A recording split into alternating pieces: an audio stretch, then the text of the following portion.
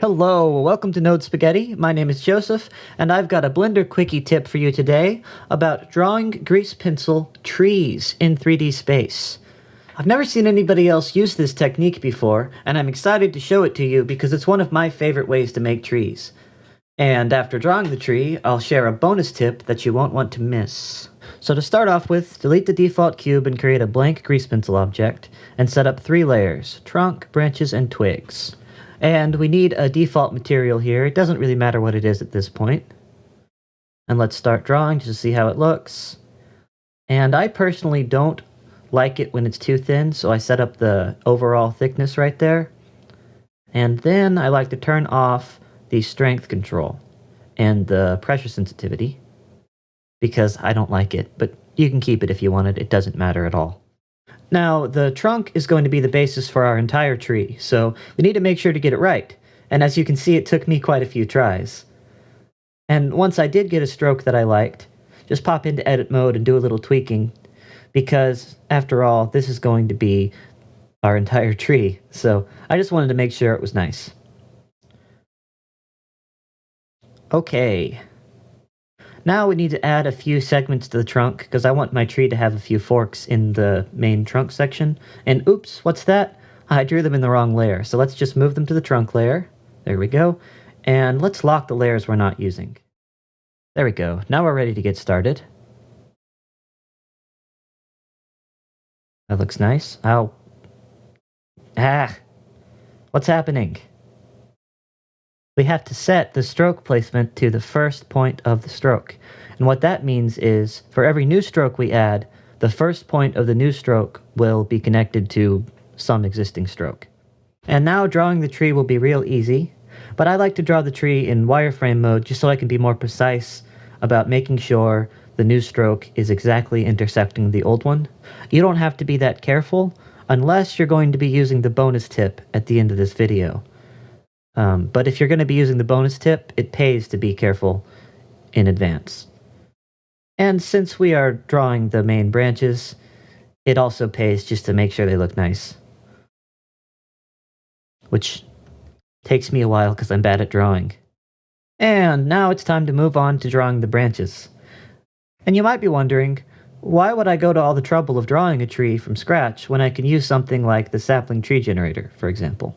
And there's quite a few algorithmic tree generators out there. Some are better than others. Sapling and Space Tree are both free and popular. And then there's the excellent The Grove 3D, which you have to pay for. And then at the high end, there's Speed Tree, which the cinema version costs almost $1,000.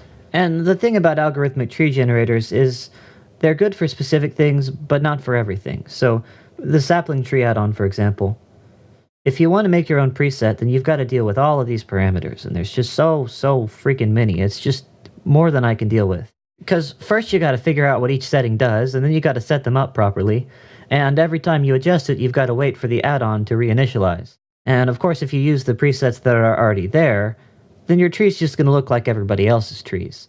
Sure, you can set a random seed, but that's only going to introduce so much variability, because it's the same algorithm generating the tree every time. But when a human does it, it's going to be different every time, and it's going to be unique every time, because there's a bit of variability built into every stroke of the pen. And that variability leads to the possibility of stylizing the tree in any way you can imagine. So you don't just have to do realistic trees, and to my knowledge, there aren't any tree generators that can produce stylized trees. I think you just have to model those yourself, right? And this is an easy way to model them. And of course, you can put any level of detail you want at any point, just based on how much detail you need. So you can have one particular branch that's got all kinds of twigs and branches and stuff, and the rest of them can be simple because you just don't need that for the camera shot. Maybe the camera's going through the branches of the trees. And of course, if you're drawing the tree yourself, then you can match it to any existing tree, to any reference photo. You can make it really specific to your scene, so you can have the tree bending around a building that it doesn't want to run into, or striving to reach the sunlight, or maybe it's growing off the side of a mountain and it needs to be all cattywampus or whatever. You can do that if you draw it yourself. It's a lot harder to get a tree generator to give you those results, unless you want to spend quite a bit of money on it. And, for that matter, quite a bit of time. Now you'll notice that I'm moving the camera around a lot as I work, And that's because if you don't move the camera around, you'll get really flat-looking branches, because the grease pencil draws strokes parallel to the camera, as you can see here. Now, as I finish up drawing the tree, I should take note of some of this method's drawbacks. It's not as fast to iterate as in the algorithmic approach. It's a bit harder to get realism, and it just takes a lot of work, because you have to draw each part yourself. Anyhow, because we use layers to set up our process, we can tweak individually each section of the tree, and we can do it especially well with modifiers. The thickness modifier, if you use the custom curve setting, will map a special tapering thickness to each stroke. So right here we have the base of the stroke, and then the tip of the stroke, and the bottom of that section means 0 thickness, and the top means 100% thickness. So let's invert that, and we get a taper effect. Cool. And now we can play around with it and make it look more interesting for our specific kind of tree. Great. Now I like to just hop into edit mode, and with proportional editing set to connected only, press O to enable proportional editing and Alt-O for connected only, and then Alt-S to change the thickness of the branches so that we can make them as thin at the tips as the smaller branches are, and then thick at the base, like the trunk should be. And of course we can adjust the twigs and the branches, and we can use the layer adjustment panel just below right there. And we've just got so many different ways of tweaking each individual part of the tree. It's an easy way to work, and it can be a lot of fun. So, all that's left to do is finish editing the thickness of the tree. And there's so many different ways of doing this that it can sometimes be confusing because you'll be fighting yourself at different points. One thing is set to make it thin, and the other is set to make it thick. So just make sure you understand what you're doing at each point and have a reason for it. And now our tree looks like it's about finished, but if we want to, we can copy and paste branches or edit them and tweak them, and nothing's set in stone. It's all very easy to continue editing, which is awesome. But I'm done with it here. So let's say we want to add leaves. In order to do that, we're going to need to make a mesh out of it. But you can't convert a grease pencil directly to a mesh, so first let's convert it to a curve. And you have to do that for each individual layer, so if you want to join them, press Ctrl-J. And just to make it update, you've got to switch into edit mode and then back out again. I'm not sure why that is, it might be a bug. And the tree that this generates is a wire, so let's use the bevel depth of the curve to make it just as thick as the grease pencil was. That looks about right. And it looks good, but there's a problem. It's super high poly. Look at all those points. So let's go back to our grease pencil object and add a new modifier, simplify. This is essentially the same thing as decimate is for a mesh object. I like to set the first merge modifier to combine all the points that are real close together. Oh, and in edit mode, there's an operator for cleaning up all the little dots and dashes that are left if you don't commit fully to a stroke. Now, for the trunk, I add a fixed simplify modifier with one iteration because I want it to keep its shape. But we can simplify the branches more because they only need to be sticks. Now, before we can convert this to a curve, we have to apply the modifiers. So let's duplicate the grease pencil object and just hide the duplicate and then apply the modifiers. Great. Now we can convert it to a curve. And I'm using convert to path because I want a NURBS curve, but it doesn't matter which one you use. It just depends on what result you're going for. And let's make a new collection for these and combine them again. Awesome. And of course, we've got to set the bevel depth again like we did before. Great. Looks just fine. Now this next step is important. You need to set the U resolution of the curve to something reasonable. 12 is just too high. Something like 2 or 3 is a better choice, because setting it to a higher value would give you far too many polygons to deal with. Now, if we want to make leaves, we need a mesh to emit particles. But we actually only need the twigs to emit leaves because only the twigs have leaves on them.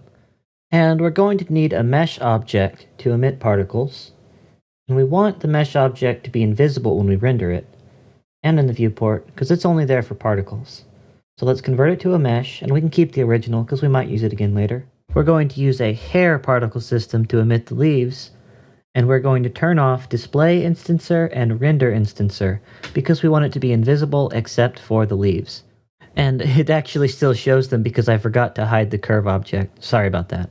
Anyways, we want to set it to render the leaf collection, which I've just imported from another file. And make sure to set it to pick random. I forgot to do that here, but it's important. And then you can set all the randomization settings. I like to set it to randomize the rotation.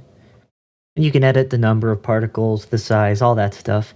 It's pretty easy to keep editing and to work iteratively. And make sure to set it to use the modifier stack so that later, when we use my bonus tip, we can rig and animate them.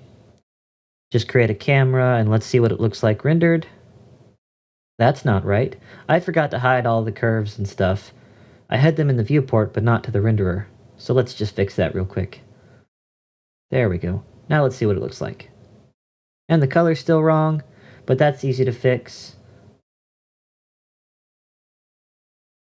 There we go. Great.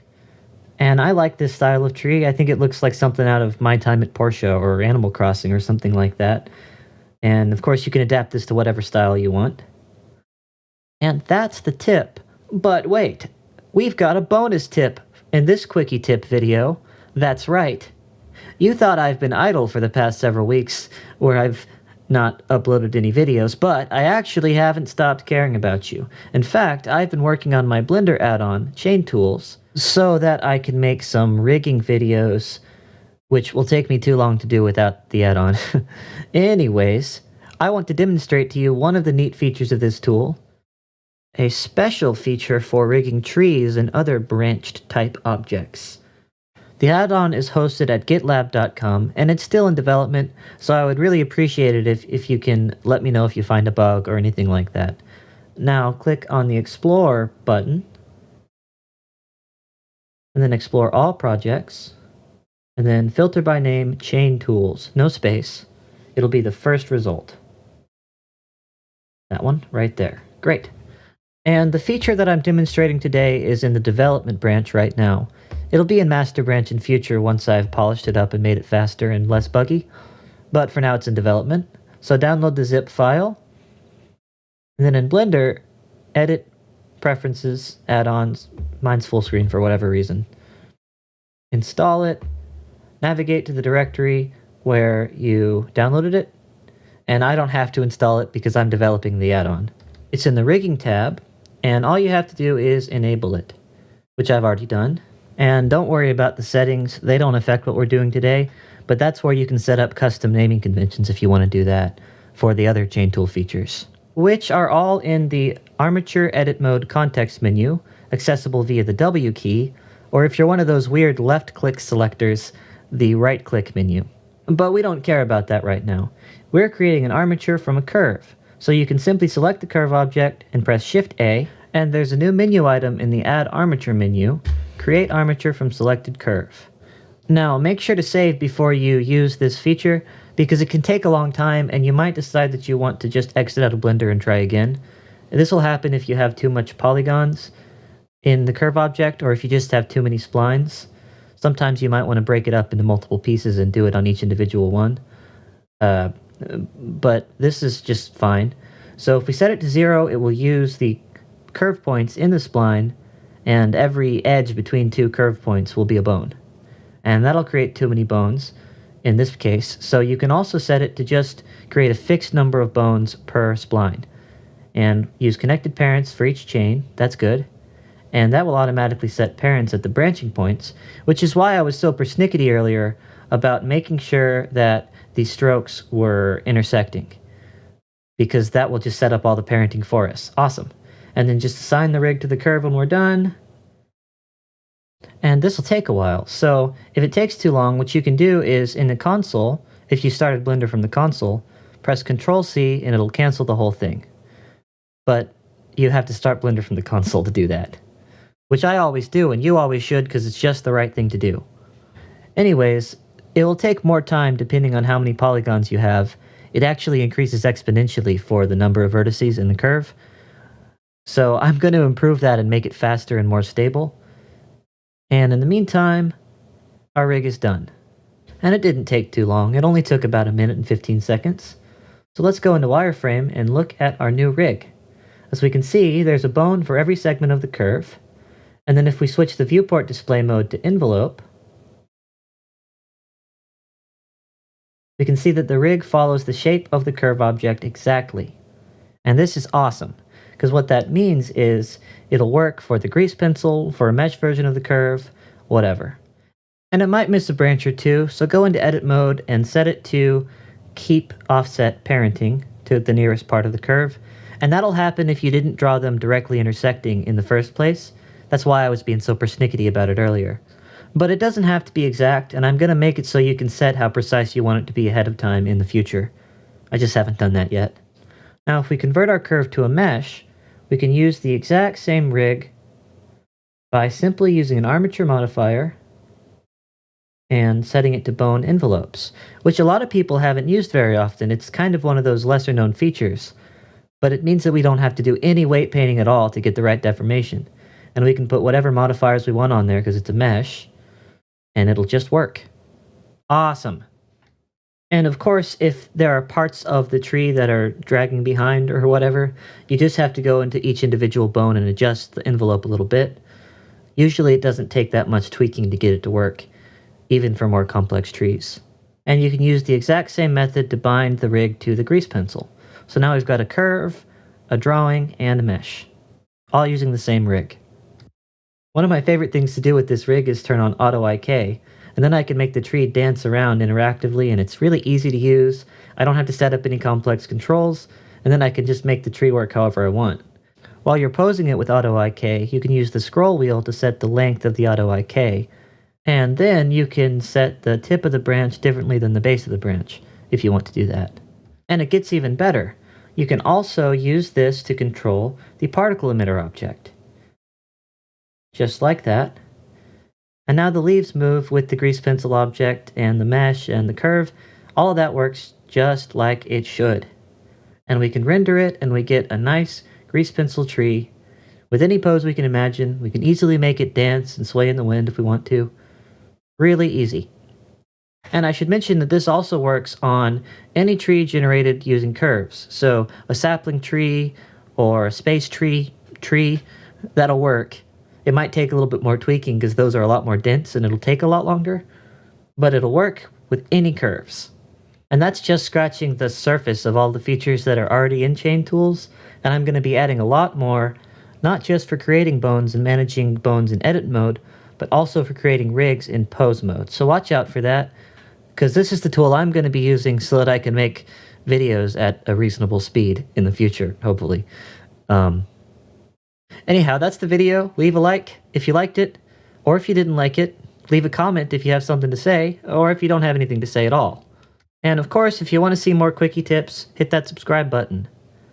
I should also mention that I want to keep Chain Tools free for everyone forever, but I'm also going to put it up on Gumroad or Blender Market at some point if you want to buy me a coffee. But you can always get it for free on GitLab.